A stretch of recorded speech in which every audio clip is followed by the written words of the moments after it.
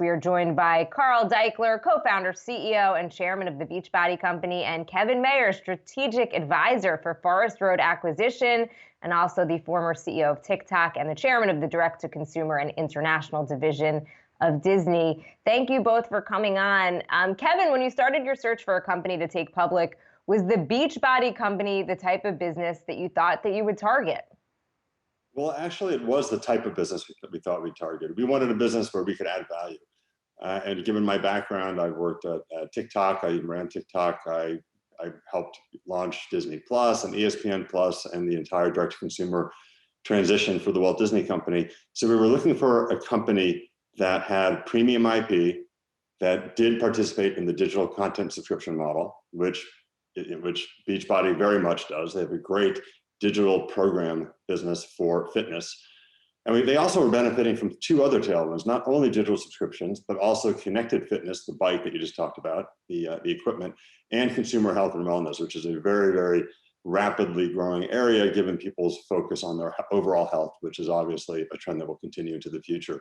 We saw a company with 22 years of experience of growing profitably. Beachbody now has over $1 billion in revenue and has a team that is world-class in acquiring subscribers and managing the subscriber experience and in creating really great, high-quality fitness programming. And Carl, why was it the right move to merge with Mix as you decided to go public?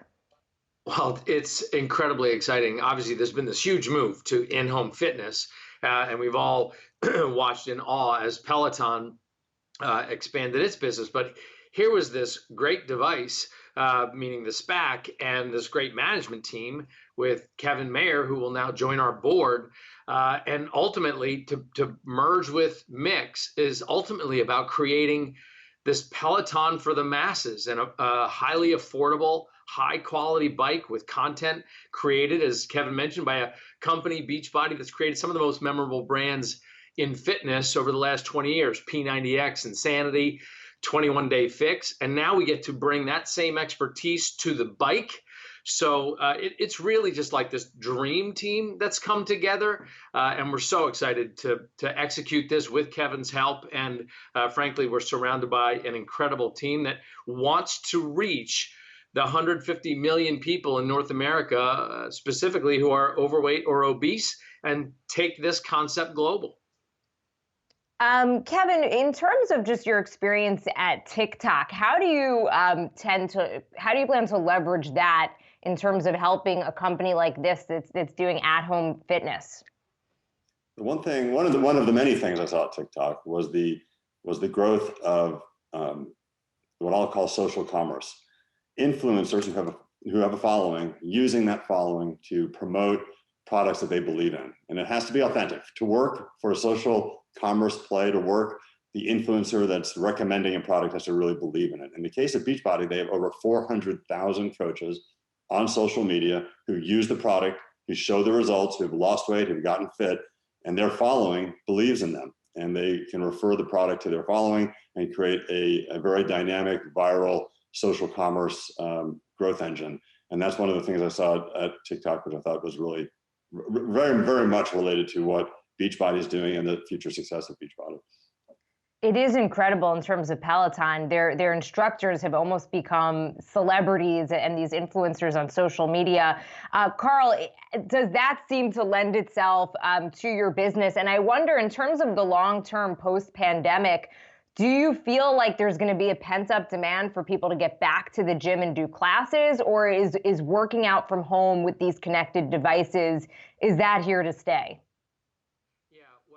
It's interesting. Honestly, the statistics are very clear. We've seen enormous growth from 1.6 million paid subscribers now to 2.6 million paid subscribers in the last year.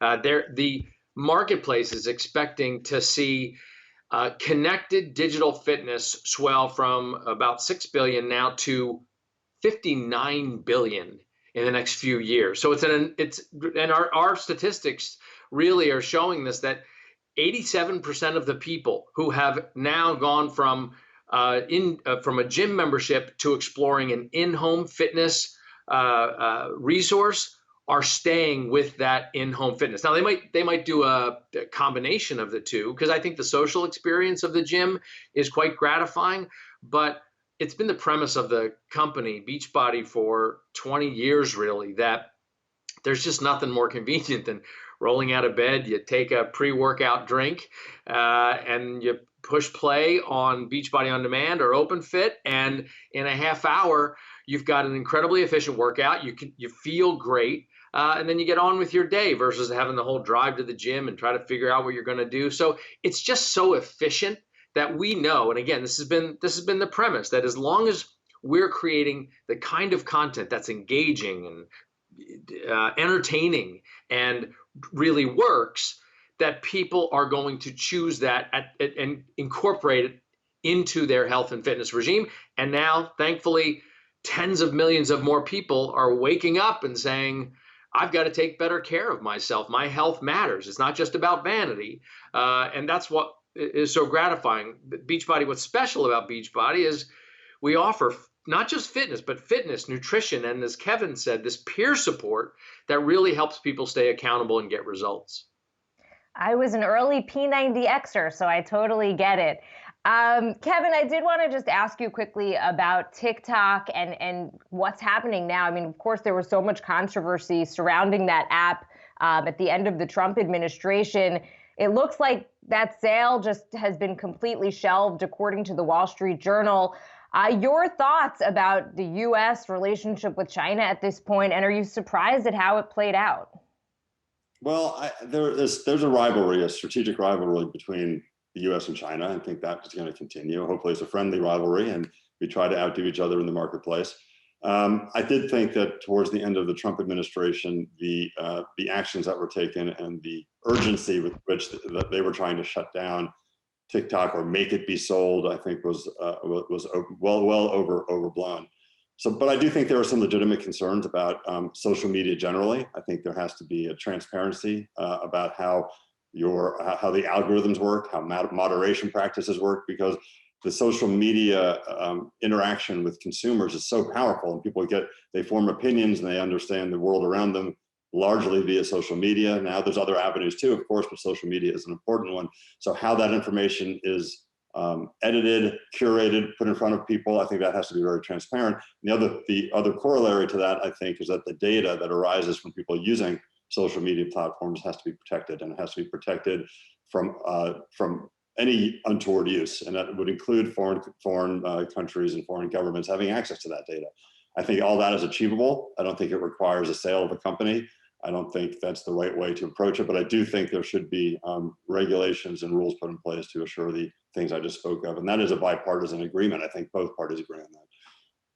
All right. Well, thank you both for coming on. Carl Daikeler, co-founder, CEO, and chairman of the Beachbody Company, and Kevin Mayer, strategic advisor for Forest Road Acquisition. Congratulations on the partnership. Appreciate your time.